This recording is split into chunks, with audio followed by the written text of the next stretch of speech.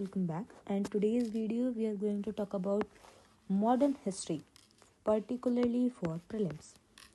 We are going to do a thematic analysis of last 5 years, particularly for modern history. ठीक है, PYQs के साथ करेंगे. So let's see, इससे आपको पता लग जाएगा कि यूपीएससी ने लास्ट 5 years में कौन से टॉपिक्स ज़्यादा इंपॉर्टेंट बन गए और कौन से कम इम्पॉर्टेंट है. ठीक है, चलो let's see. So this is from 2021 to 2025. Let's see. The first topic is the advent of the Europeans. 2021 में 1, 22 में 1 question, 23 and 24 no questions, and 25 1 question.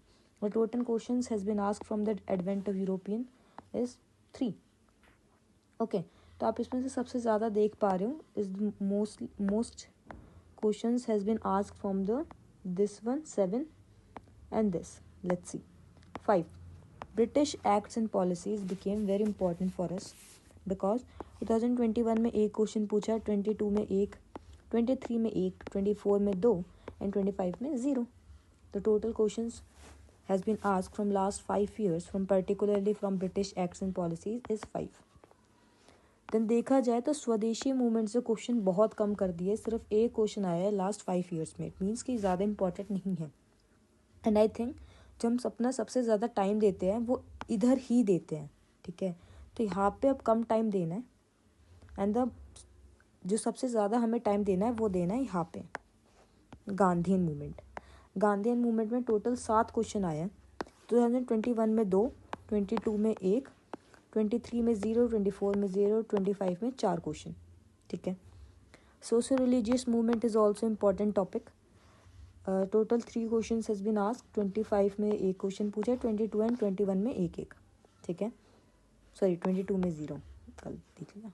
Then personality based questions की बात करें तो 21 में एक, 22 में एक एंड 2025 में दोबारा एक. तो टोटल 3 क्वेश्चंस. मिसलेनियस टॉपिक्स में से 2 क्वेश्चन आए. Not very important but of course मतलब कम टाइम देना है. सबसे ज़्यादा टाइम कहाँ पे देंगे? Gandhian movement, okay, and the British acts and policies में. और सोशल रिलीजियस मूवमेंट भी करना है. ईजी क्वेश्चन आते हैं यार बहुत ज़्यादा, तो अच्छे से कर लेना. And personality based question. अब थोड़े PYQs देखते हैं कि किस टाइप के क्वेश्चन जो है वो आए हैं लास्ट 5 years में, ताकि आप लोगों को भी पता लग जाए कि किस टाइप से आप लोगों को मॉडर्न हिस्ट्री को पढ़ना है. चलिए, सबसे पहले एडवेंट ऑफ यूरोपियंस की बात करते हैं. 2021 का ये क्वेश्चन है. Read it. डिस्क्रिप्शन में आपको इसके आंसर्स मिल जाएंगे. ओके, यूपीएससी की आंसर की से ही जो है आंसर्स मैं लिख रही हूँ. 2025 के आंसर्स जो है वो उसमें से नहीं है बिकॉज अभी रिलीज़ नहीं हुई है आंसर की. बाकी आपको डिस्क्रिप्शन में आंसर्स मिल जाएंगे. 2021 में क्वेश्चन आया है ऑन द फैक्ट्रीज पे ऑफ ईस्ट इंडिया कंपनी. ठीक है, सी इट मीन्स फैक्ट्रीज जो है वो आप लोगों को अच्छे से करनी है. 2022 में फिर फैक्ट्रीज वगैरह पे क्वेश्चन ही आया है. The Dutch establish their factories warehouses East India also granted to buy. There's Goa, Bijapur Sultanate. The East Indian Company established a factory at Madras on the plot of this. ठीक है, this is the question from 2022. 2025 में भी question आया है भाई. देखो, papaya, pineapple, guava. How many of the above were introduced in India by the Portuguese in the 16th and 17th century? तो आप लोगों को यहाँ से क्या क्या पता लगा कि फैक्ट्रीज हमारे लिए इम्पोर्टेंट बन जाती है एडवेंट में. देन किसने किस चीज़ का इंट्रोडक्शन किया वो एक चीज़ इम्पोर्टेंट बन जाती है. ऑल्सो अगर हेडक्वार्टर्स भी याद रख सको तो इट्स गुड. ऑल्दो आते नहीं है बट कभी आ जाए तो. ठीक है, दैट्स इट. और ये एक बार ये भी ध्यान रखना कि कौन सी कंपनी किस मतलब एक जो क्रोनोलॉजिकल ऑर्डर है ना वो चीज़, जैसे पहले डच हो गई देन दिस, उस चीज़ को भी थोड़ा सा हमें ध्यान रखना है. सेकंड आती है ब्रिटिश एक्ट्स एंड पॉलिसीज़. 2021 में क्वेश्चन आया है मॉन्टेनिग्यू चैम्स फॉर रिफॉर्म पे. ठीक है, and Government of India Act 1935. Then 2022 में question has been ask from the Government of India Act 1919. देखो जितने भी एक्ट्स है वो इम्पोर्टेंट बन जाते हैं. Government of India Act 1935, Government of India Act 1919, okay. Then फिर से ये इसी पे ही है, पॉलिसी एक्ट्स पे। तो Governor General of Bengal designated the Governor General of India 2023 का क्वेश्चन है। 2024 पे revenue collected by the Cornwallis. इस पे अगर आप देखोगे, जैसे ये जो सेटलमेंट के टॉपिक्स थे, जैसे रोतवारी सेटलमेंट, परमानेंट सेटलमेंट, ठीक है, और भी काफ़ी सारे थे, उनमें से भी क्वेश्चन आते हैं, ठीक है। तो ये तो 5 साल के हैं सिर्फ, इसमें से मैंने काफ़ी क्वेश्चन देखे हैं इन लास्ट 10 ईयर्स। तो यार ये जो सेटलमेंट वाले इनकी पॉलिसीज़ वाले हैं ना, इनको अच्छे से कर लेना। देन दोबारा गवर्नमेंट ऑफ इंडिया एक्ट 1935 2024। स्वदेशी मूवमेंट में से देखा जाए, एक क्वेश्चन आया है। Statement 1, 7th August is declared as the national handloom day. This पढ़ लेना यार, ठीक है। गांधी एंड इरा की बात करते हैं। तो गांधी एंड इरा में से 2021 में क्वेश्चन है, who among the following is associated with song from prisoners, translation of ancient Indian religious relics in English, ठीक है। With reference to the 8th of August 1942, which of the following is the correct? पढ़ लो, option पढ़ लो। The Quit India resolution was adopted by AICC.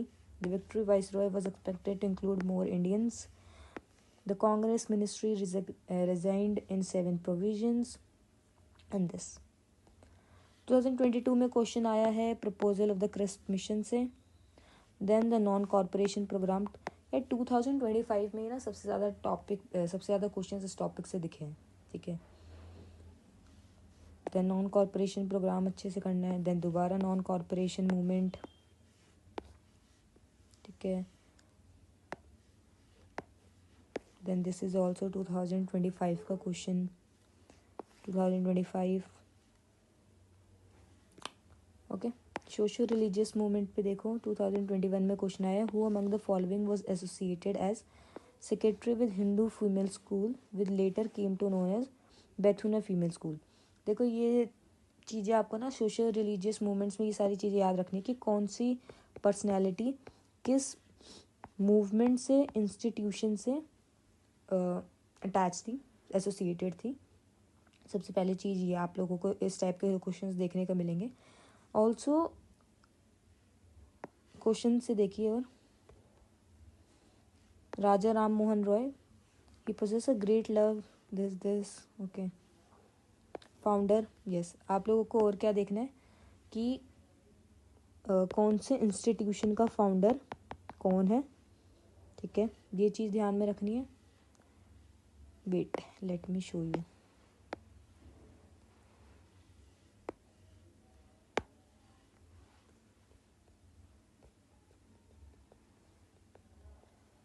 एक second, right, हाँ।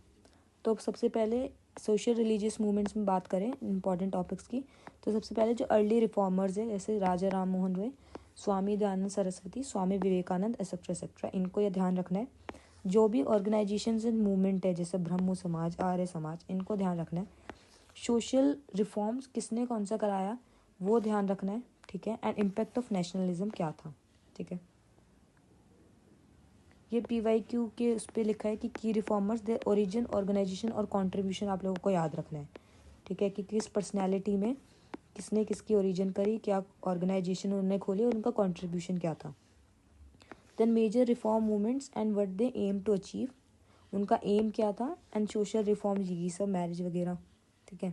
Skip क्या कर सकते हैं आप इसमें से, जैसे कोई भी minor religious reform sector that have a little history unless trending.